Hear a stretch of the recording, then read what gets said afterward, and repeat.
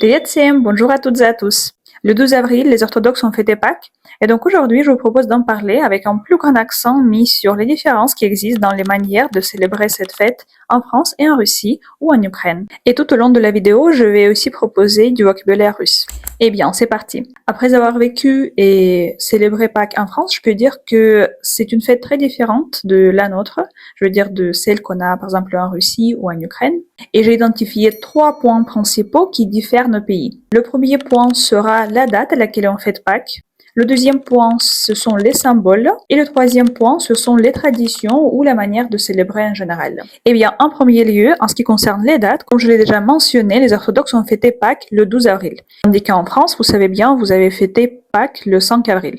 C'est-à-dire que cette année, on a eu un décalage d'une semaine. Ça, c'est une différence qui est liée au calendrier qu'on suit, car l'Église catholique suit le calendrier grégorien, tandis que l'Église orthodoxe suit le calendrier julien. Donc ce décalage, on peut le constater non seulement avec Pâques, par exemple, mais avec toutes les fêtes religieuses. Un autre exemple marquant, c'est Noël, car par exemple, dans le monde catholique, on fête Noël du 24 au 25 décembre, tandis que dans le monde orthodoxe, on fête Noël du 6 au 7 janvier. Maintenant, si on revient à Pâques, le décalage n'est pas toujours stable. On peut par exemple avoir le décalage d'une semaine, comme c'est le cas cette année-là, mais ça peut être aussi un décalage beaucoup plus grand, s'étendant jusqu'à 5 semaines. Mais des fois, il y a aussi des années où il n'y a aucun décalage, et ça a été le cas par exemple l'année dernière, l'année 2025, où on a fêté Pâques le même jour.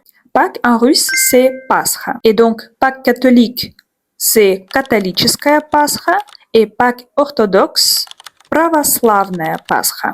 En deuxième lieu, ce sont les symboles qui sont très différents en France et dans nos pays comme la Russie ou l'Ukraine. En France, Pâques est normalement associé aux œufs en chocolat ou sinon au lapin en chocolat, au poussin en chocolat, clochette en chocolat, donc tout est en chocolat. En russe, ces 4 symboles sont яйца, кролики, цыплята и колокольчики. Si on veut dire que ce sont les symboles en chocolat, on va rajouter l'adjectif шоколадные. Par exemple, шоколадные яйца ou шоколадные цыплята. Contrairement à la France, en Russie ou en Ukraine, Pâques n'est pas du tout associé au chocolat. Parmi nos symboles pascals, on peut en distinguer 3. Le premier, c'est un œuf, mais un vrai œuf dur. Le deuxième, c'est un pain spécial qui s'appelle kulich. Et le troisième, c'est un gâteau de fromage blanc qu'on appelle paska. Les voici. Ici, vous pouvez voir ce pain dont je parlais, qui est entouré d'œufs. Mais comme vous voyez, ce ne sont pas des œufs ordinaires, car ils sont peints. Là, par exemple, vous pouvez voir un œuf que j'ai peint en rose, mais après, les couleurs sont très différentes, très variées. On emploie soit des colorants naturels, soit des colorants alimentaires chimiques. Un autre procédé qui est très populaire aujourd'hui, c'est d'utiliser des étiquettes en plastique, comme ça, vous voyez. Donc, c'est une étiquette où il faut placer l'œuf et après, il faut le placer dans de l'eau bouillante pour que l'étiquette prenne la forme de l'œuf. Et là, normalement, les étiquettes sont très variées avec des images différentes. Là, par exemple, donc j'ai des animaux, mais ça peut être vraiment plein de choses, quelque chose de religieux ou juste un motif, etc. Cette activité est très divertissante et c'est pour ça qu'on l'a fait normalement en famille, surtout avec des enfants. En ce qui concerne le pain qui s'appelle kulich, c'est un pain brioché où on rajoute généralement des épices, par exemple de la cannelle ou de la muscade, ainsi que des raisins secs ou par exemple des fruits confits. Moi, j'aime aussi rajouter des écorces d'orange. Ce pain est généralement fait maison et prend la forme cylindrique et c'est pour ça qu'on vend des moules spéciaux comme celui-ci. Celui-ci est en silicone, mais sinon ça peut être aussi en papier.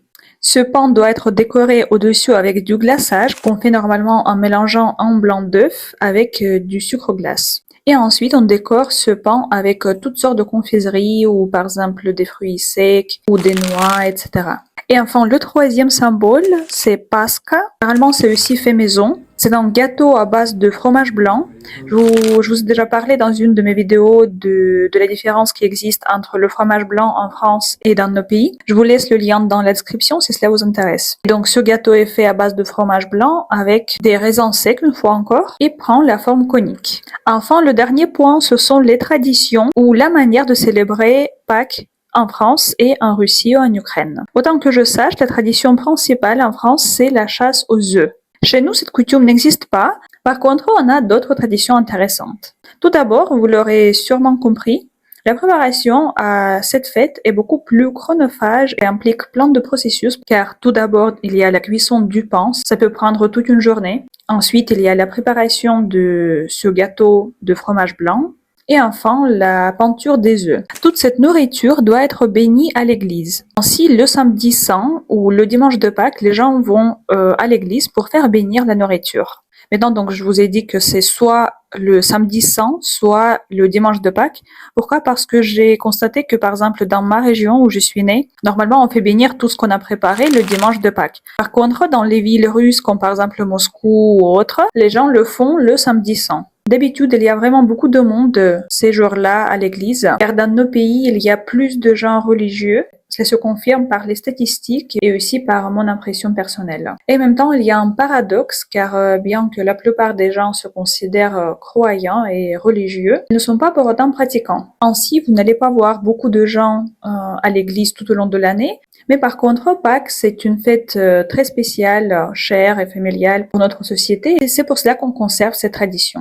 Le verbe bénir en russe, c'est sviatit. Et l'église, c'est tserkov. La nuit du samedi saint au dimanche, les gens vont à l'office de Pâques. L'office religieux en russe se traduit par slujba. Pour se féliciter, les gens se disent Christos voskres, c'est-à-dire le Christ est ressuscité. Et il faut répondre par voistinu voskres, c'est-à-dire il est vraiment ressuscité. Les premières lettres H et V de Christos Voskres sont partout représentées dans le décor, surtout à l'église, mais aussi dans le décor de la nourriture. Par exemple, ici où vous voyez, donc c'est mon moule où il y a ces deux lettres, H, V. Ainsi, ces lettres sont inscrites sur le pain.